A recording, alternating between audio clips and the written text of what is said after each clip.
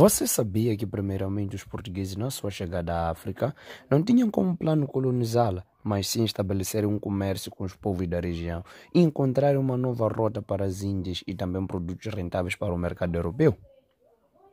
Olá, seja bem-vindo ao canal Africanicidade. Neste vídeo, você saberá um pouco mais sobre a chegada dos europeus em África e a colonização de 5 países africanos, nomeadamente Cabo Verde, São Tomé e Príncipe, Guiné-Bissau, Angola e Moçambique. Mas antes, peço o seu apoio para fazer crescer o meu canal. Põe o like, subscreva-se ao canal e ative o sininho das notificações para receber novos vídeos sempre que lançados sobre a África. Em princípio, os portugueses chegam no continente africano em Ceuta, no norte de África, isso em 1415, e estabeleceram comércio com os povos da região. Os interesses portugueses nesse momento eram estritamente encontrar uma nova rota para as Índias e produtos rentáveis para o mercado europeu. A expansão portuguesa começou em 1415, com a tomada de Ceuta, importante centro comercial dominado por muçulmanos e árabes no norte de África. O navegador português, o Nuno Tristão, descobre as costas de Guiné-Bissau em 1446. E a partir de 1450, os navegadores faziam o comércio de escravos de ouro. Faziam comércio de escravos, do ouro, do marfim e de especiarias com este país, nesse caso a África. O monopólio dos portugueses terminou no fim do século XVII, quando comerciantes ingleses, holandeses e franceses começaram a interessar-se também pelo comércio de escravos. A partir dos séculos seguintes, os territórios em redor da Guiné Portuguesa tornaram-se propriedade francesa e inglesa. Portugal satisfazia-se de permanecer em zona costeira e também não reclamava as partes interiores.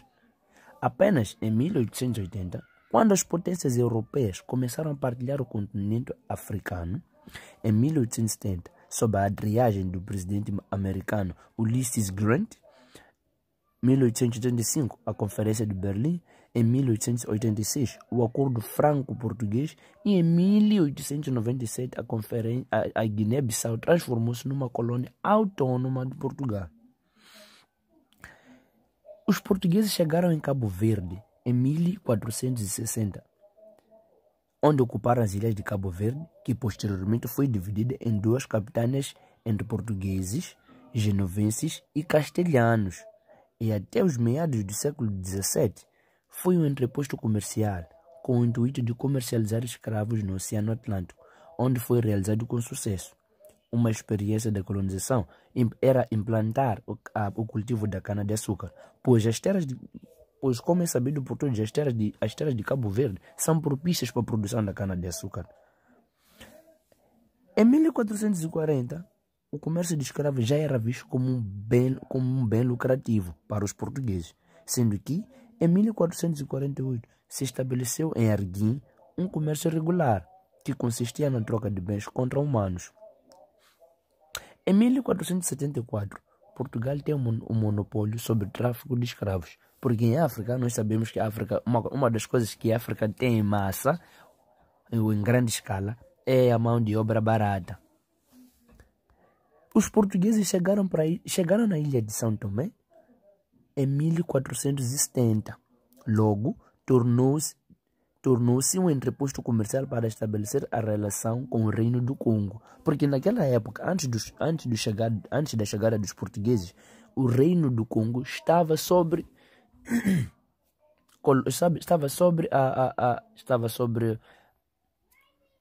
poder do rei do Congo naquela época. Posteriormente, em 1502, chegaram à ilha do Príncipe, porque primeiramente tomaram a ilha de São Tomé em 1470. E em 1502, chegaram à ilha do Príncipe, tendo como dono Antônio Carneiro. Antônio Carneiro, esse português que era o responsável, foi colocado como donatário, o dono da ilha a ilha de Príncipe.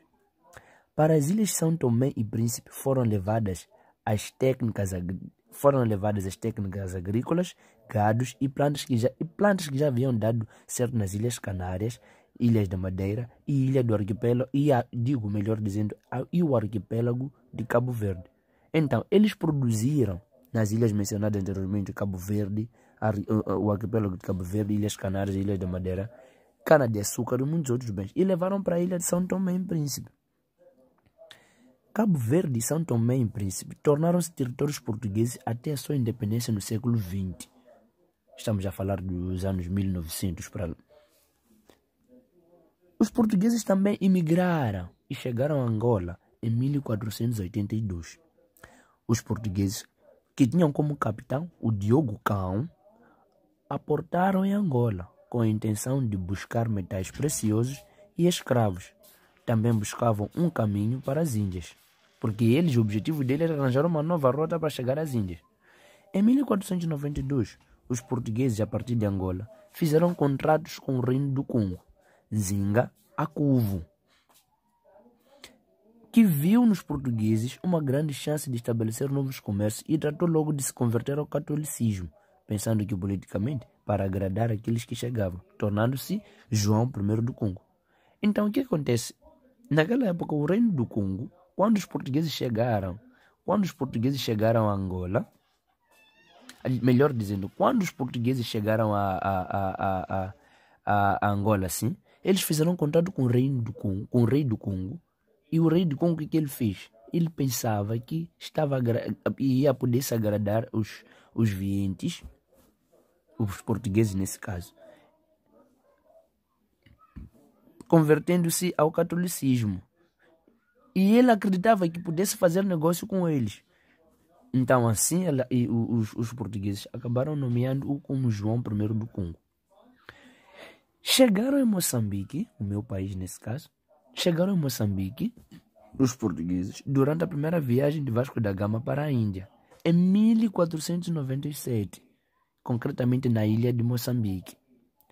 Quando a armada de Vasco da Gama atingiu a costa moçambicana, encontrou um território com um complexo sistema político, econômico e social estruturado por povos que não só habitavam aquela época desde o século III d.C., assim como também tinham contactos comerciais com os árabes e asiáticos desde os finais do primeiro milênio. Contactos esses que eram baseados na exploração do ouro, do ferro, cobre daquela região. Várias cidades daquela região eram dominadas por árabes de Omar, que trocavam ouro e o ferro por algodão, porque nós sabemos muito bem que Moçambique é um grande produtor e exportador do algodão. Mas somente em 1505 os portugueses fundaram uma feitoria em Sofala para extrair ouro daquela região.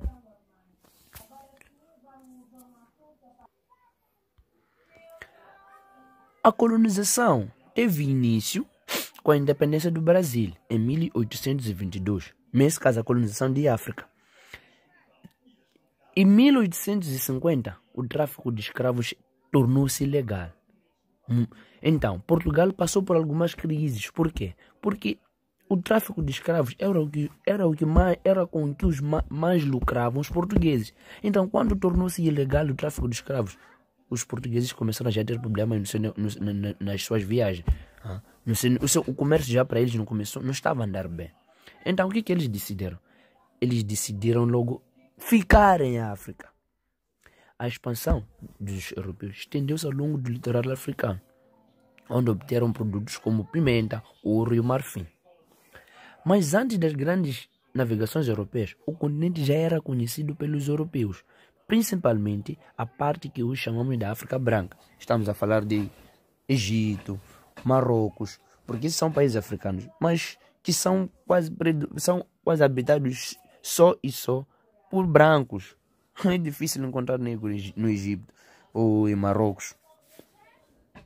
Os primeiros contactos entre cristãos e negros ocorreram por intermédio dos muçulmanos, que realizavam trocas de mercearias entre os dois povos. Foi assim como apareceu o catolicismo e o islamismo, porque o catolicismo apareceu com os egípcios e com o povo de Egito, e o islamismo em África chegou com os árabes.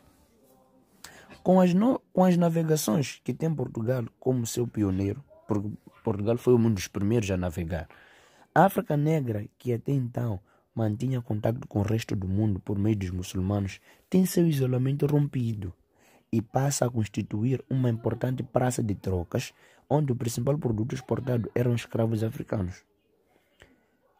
Uma das coisas que fazia eles enriquecer em África eram os escravos, porque a mão de obra em África era barata, eram muitos.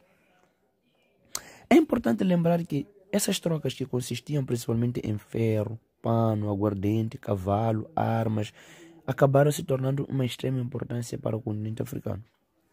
Em consequência da expansão ultramarítima, foram dominados os territórios hoje pertencentes a Guiné-Bissau, Angola, São Tomé e Príncipe, Cabo Verde e Moçambique. Além do passado colonial, estes países hoje partilham a língua portuguesa como língua oficial e fazem parte das organizações dos países, melhor dizendo, organizações como países africanos da língua oficial portuguesa, vulgarmente conhecido como PALOP, e a Comunidade dos Países da Língua Portuguesa, CPLP.